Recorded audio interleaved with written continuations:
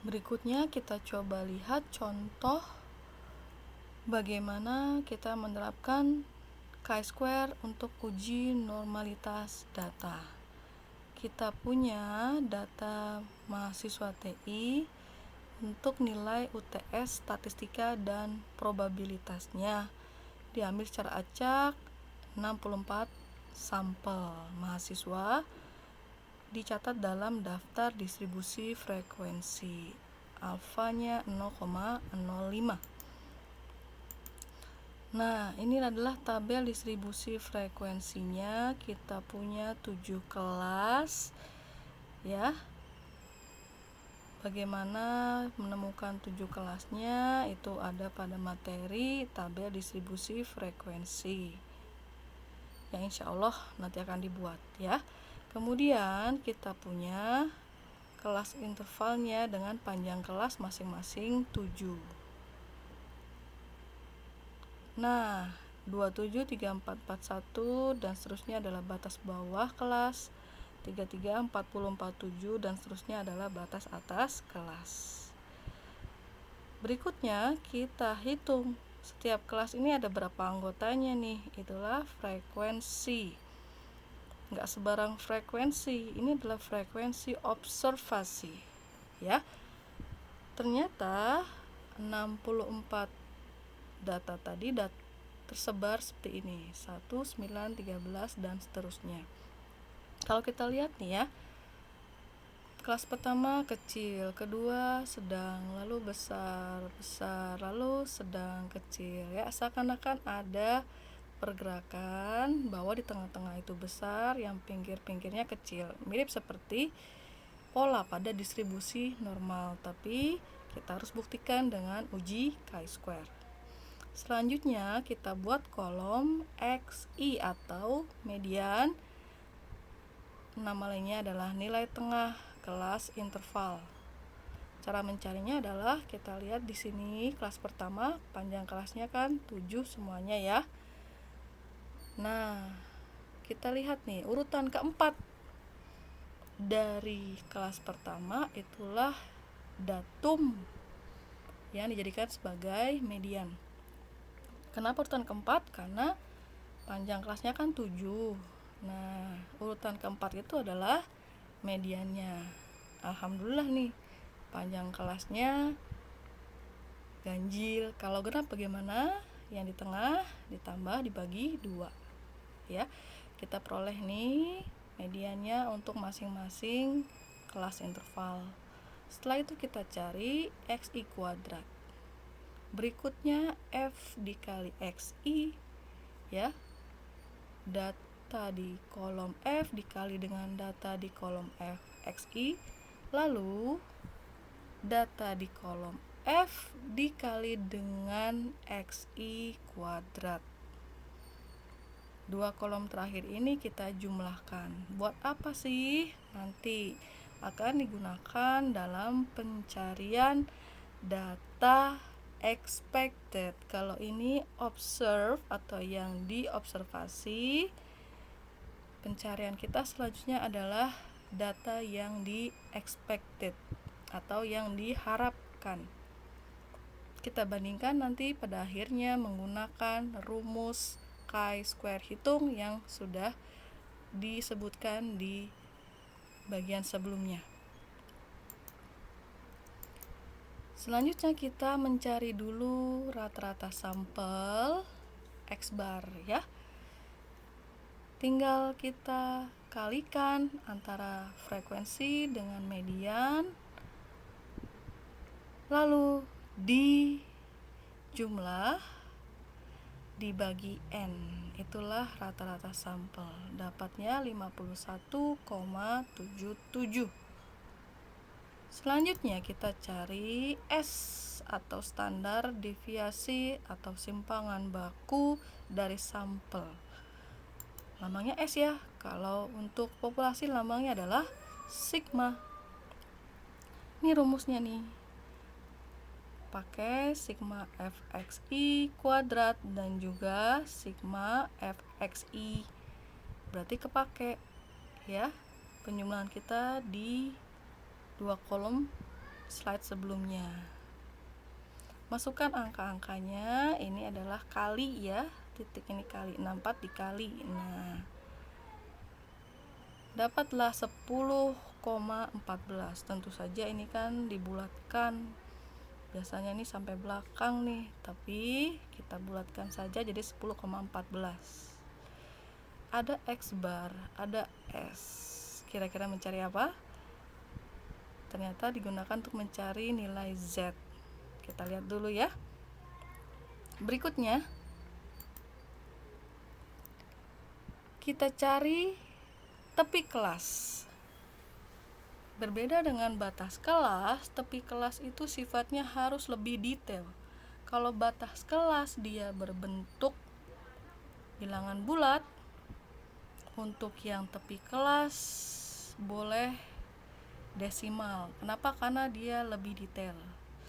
Cara mencarinya untuk yang interval kelas interval pertama, batas bawahnya dikurang 0,5. Berikutnya batas atas ditambah 0,5, batas atas ditambah 0,5 dan seterusnya. Sehingga kita peroleh yang tadinya 7 baris sekarang bertambah jadi 8 baris. Kenapa perlu ditambahkan?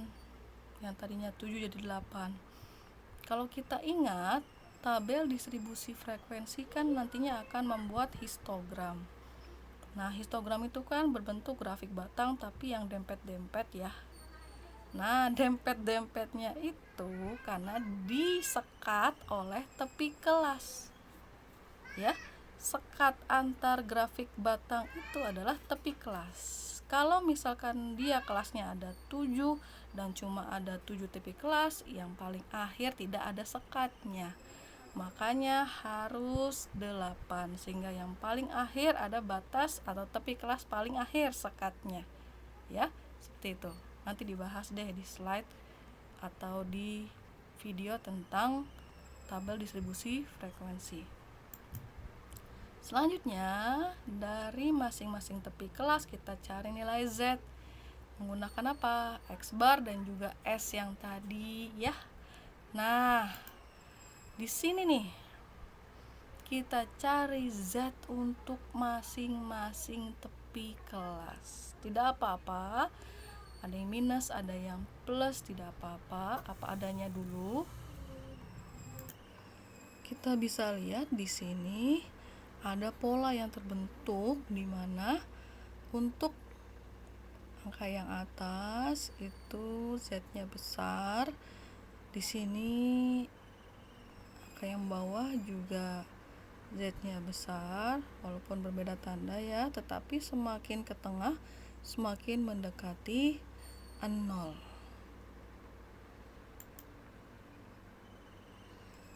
Kemudian kita mencari luas 0 sampai Z. Apa itu 0 sampai Z? Biasanya tabel Z itu kan berbentuk bentuk seperti ini ya. Nah, di tengah-tengahnya itu adalah angka biasanya 0,8, 0,9 sampai di sini mendekati 0,999 atau mendekati 1. Nah, untuk 0 sampai Z ini adalah contoh tabelnya. Yang dipakai hanya di sebelah kanan saja. Ya, kan 0 ada di tengah-tengah dalam grafik atau kurva distribusi normal. Nah, yang dipakai antara 0 sampai Z, berarti yang kiri tidak dipakai. Karena kiri tidak dipakai, maka nilai yang biasanya ada pada tabel Z dikurang 0,5. Contoh, nilai kritis Z untuk alfa 5% uji dua sisi yang paling terkenal yaitu 1,96. Ini adalah 1,9. ini adalah 0,06. Perpotongannya biasanya ada di 0,9750. Sekarang perpotongannya di 0,4750. Berarti ya tadi dikurangi 0,5. Itulah yang dimaksud 0 sampai Z. Kita balik dengan tabel yang tadi kita cari nih masing-masing luas 0 sampai Z-nya. Contoh yang 2,49, walaupun minus di tabel Z tetap kita cari seakan-akan dia positif pada 2,4 barisnya, kolom 0,09 ada di 0,4936. Nah, itulah dapatnya 0,4936. Lakukan hal yang sama untuk semua nilai Z. Catatan tanda min menunjukkan Z pada sisi kiri, yang plus pada sisi kanan. Itu saja sih bedanya. Tapi pada saat kita cari luas 0 sampai Z, nanti harus positif semua. Kenapa? Karena luas tidak ada yang negatif. Ya, itu tadi contohnya. 2,49. Perpotongan baris 2,4 dan kolom 0,09. Ini tabel 0 sampai Z yang lain. Kemudian kita cari luas tiap kelas interval. Ini agak unik nih caranya, karena melibatkan angka bagian atas, angka bagian bawah, dan juga yang di tengah-tengah. Untuk angka di bagian atas, baris pertama dikurangi baris kedua dikurangi baris ketiga, dan seterusnya sampai ke tengah. Tapi kalau untuk angka di bagian bawah dikurangi baris di atasnya sampai ke tengah. Khusus untuk yang di tengah-tengah bukan dikurang melainkan dijumlah ya dengan angka pada baris berikutnya. Nah, di sini kita punya luas 0 sampai Z. Atas kurang bawah, atas kurang bawah, atas kurang bawah. Ini ya. Bawah kurang atas, bawah kurang atas, bawah kurang atas, sampai di tengah kita jumlah. Ya. Begitu juga halnya yang sama jika barisnya itu ganjil. Kalau ini kan genap ya. Kalau ganjil juga sama. Kira-kira tengahnya sebelah mana, nanti ditambah dengan yang di bawahnya. Kita peroleh di sini yang menarik. Yang tadinya 8 baris, setelah dilakukan proses seperti tadi kembali menjadi 7 baris. Balik lagi ke jumlah kelas interval awalnya. Ya, setelah kita memperoleh luas tiap kelas interval. Apakah ada pola lagi di sini? Kalau 0 sampai Z, polanya adalah masih sama seperti Z. Yang ujung-ujung besar sampai ke tengah semakin kecil. Untuk yang luas tiap kelas interval, ternyata bagian ujung-ujungnya kecil, tengah-tengahnya besar. Iyalah besar, karena kan tadi yang tengah dijumlah. Ya, seperti itu. Berikutnya lagi sekarang nih sampai pada pencarian expected value yang sesungguhnya, dimana caranya adalah luas tiap kelas interval dikali n-nya tadi 64, masing-masing dikali 64, hasilnya seperti ini. Inilah expected value ya. Kemudian jangan sampai lupa mencari chi-square table menggunakan alfa dan juga derajat bebas. Alfanya 0,05, derajat bebasnya K-1, 7 kelas dikurang 1 yaitu 6. Tabelnya seperti ini.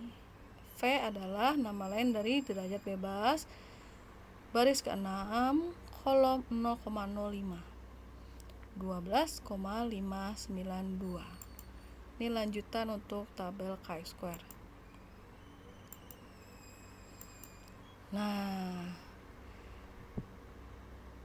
ini adalah tabel yang kita buat selanjutnya. Isinya adalah nomor, kelasnya tadi ada 7 ya, tapi kelasnya ada 8. Nilai Z-nya juga 8. Luas 0 sampai Z-nya juga 8. Tapi luas tiap kelas interval balik lagi ke 7. Expected value-nya juga 7. Observe-nya tentu saja juga 7. Ini nih EI sama OI yang nanti kita gunakan untuk mencari chi-square. Hitung dengan rumus ini. Tadi kan depannya ingat ya ada sigma.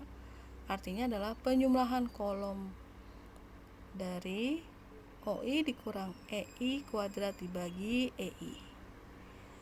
Nah, sudah dijumlah, inilah yang kita cari, yaitu nilai chi-square. Hitung nilai chi-square, hitungnya. Bandingkan deh dengan chi-square tabel. 3,67 lebih kecil dari 12,592, maka H0 diterima. Wah, panjang juga ya untuk mencari kesimpulan bahwa data kita tadi terdistribusi normal pada taraf nyata atau alfa 5%. Itu saja. Lalu kita coba dengan SPSS. Wah, agak beda sedikit sih, 3,600. Ini koma ya. Bukan 3600 tapi koma. 3,600 beda tipis dengan 3,67. Kenapa? Asumsi saya adalah kalau tadi kita pakai cara manual kan menggunakan pembulatan. Kalau SPSS dia tidak perlu melakukan pembulatan. Nah, di sini saya kasih kelompok atau kategori dimulai dari sangat rendah sampai sangat tinggi. Asimsiknya juga 0,731 yang dimana lebih dari 0,05. Artinya tetap terima 0 tolak H1. Itu saja untuk materi chi-square dalam menguji distribusi normal dari suatu data berkelompok.